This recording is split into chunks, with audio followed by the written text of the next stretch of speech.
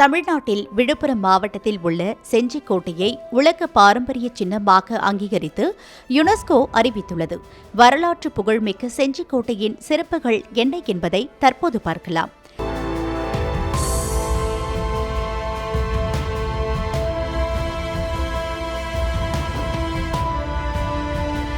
செஞ்சிக்கோட்டை சுமார் 1200 ஏக்கரில் 3 சிறு மலைகளை உள்ளடக்கி சுற்றிலும் 12 கிலோமீட்டர் நீளம் உள்ள மதில் சுவர்களாலும் 80 அடி அகலம் கொண்ட அகழிகளுடன் உயரமான மதில்களுடன் செஞ்சிக்கோட்டை கட்டப்பட்டுள்ளது.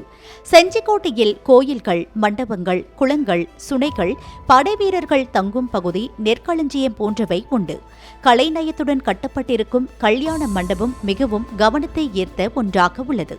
தென்னிந்திய மலைக்கோட்டைகளின் தரைக்கோட்டை, மலைக்கோட்டை இரண்டும் இணைந்த கோட்டையாக செஞ்சிக்கோட்டை அமைந்திருக்கிறது. இதன் காரணமாகவே மராட்டிய மன்னர் சிவாஜிக்கு முன்பும் பின்பும் வரலாற்று முக்கியத்துவம் பெறுவதற்கு முக்கிய காரணமாக கருதப்படுகிறது.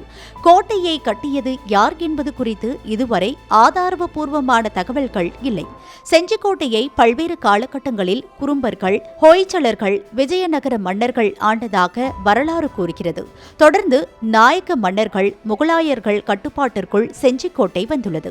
மராட்டிய சிவாஜி 1678 செஞ்சிக்கோட்டையை தன் வசப்படுத்தி கோட்டையை மிகவும் பலப்படுத்தினார். கோட்டையின் பாதுகாப்பு சுவர்களும் பலப்படுத்தப்பட்டன. காவல் கோபுரங்கள் அமைக்கப்பட்டு கோட்டையை சுற்றி பிரம்மாண்ட அகழி ஏற்படுத்தப்பட்டுள்ளது. ராணுவ தொழில்நுட்பத்தில் ஏற்பட்ட மாற்றங்களுக்கேற்ப ஐரோப்பிய பொறியாளர்களே வியக்கும் வகையில் செஞ்சிக்கோட்டையின் கட்டுமானங்கள் அமைந்திருக்கின்றன. கோட்டையை அசைக்க முடியாத கோட்டையாக மாற்றுவதில் சிவாஜியின் போர் நுட்பம் ஆழமாக பயன்படுத்தப்பட்டிருக்கிறது என்றே சொல்லலாம். மராட்டிய ஆட்சி முழுமையாக செஞ்சி பகுதியில் நடைமுறைப்படுத்தப்பட்டது. புதுச்சேரி, கூனிமேடு, பரங்கிப்பேட்டை உள்ளிட்ட பகுதிகளும் சிவாஜியின் வசம் வந்தன. சிவாஜிக்கு பிறகு அவரது இரண்டாம் மகன் ராஜாராம் செஞ்சியை ஆண்டார். தமிழ்நாட்டில் ஆங்கிலேயர்கள் காலுன்ற கடலூர், தேவனாம்பட்டினத்தில் ஆங்கிலேய கிழக்கிந்திய கம்பெனியினர் வணிகம் செய்து கொள்வதற்கான ஒப்பந்தத்தில் செஞ்சி அரசர் ராஜாராமும் கிழக்கிந்திய கம்பெனியின் சென்னை ஆளுநர் எலிகுயேலும் 1690 ஒப்பந்தம் மேற்கொண்டனர். இதன் மூலம் ஆங்கிலேயர்கள் தங்கள் நாட்டு அரசின் சட்டங்களையும் பழக்க வழக்கங்களையும் பின்பற்றவும் நாணயங்கள் அச்சிட்டுக் கொள்ளவும் அனுமதி வழங்கப்பட்டது. 1698 முகலாயர்கள் செஞ்சிக்கோட்டையை மீட்டனர். முகலாயர்களின் பிரதிநிதியாக ஸ்வரூப் சிங் 1698 செஞ்சிக்கோட்டையை ஆண்டார். இவர் இறந்ததும் அவர் மகன் ராஜா தேசிங் முகலாயர்களுக்கு கட்டுப்படாமல் ஆட்சி செய்ய முகலாயர்கள் நடத்திய யுத்தத்தில் ராஜா தேசிங் கொல்லப்பட்டார். முகலாயர்களுக்கு பிறகு செஞ்சிக்கோட்டை பிரெஞ்சு ராணுவம் ஆங்கிலேய ராணுவத்தின் கட்டுப்பாட்டுக்குள் சென்றது. ஆங்கிலேயர்கள் தங்கள் ஆட்சிக்கு சென்னையை தலைநகரமாக்கியதால் செஞ்சிக்கோட்டை தனது முக்கியத்துவத்தை இழந்ததாக சொல்லப்படுகிறது.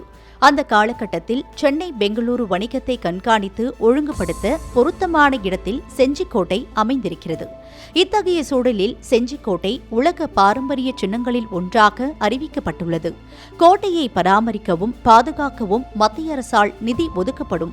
மேலும் செஞ்சிக்கோட்டை பிரபலமான சுற்றுலா தலமாக மாறும்.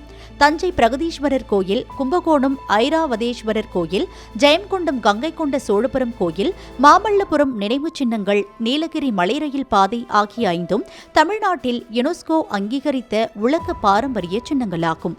இந்த பட்டியலில் 6வது சின்னமாக செஞ்சிக்கோட்டை இடம் பிடித்துள்ளது.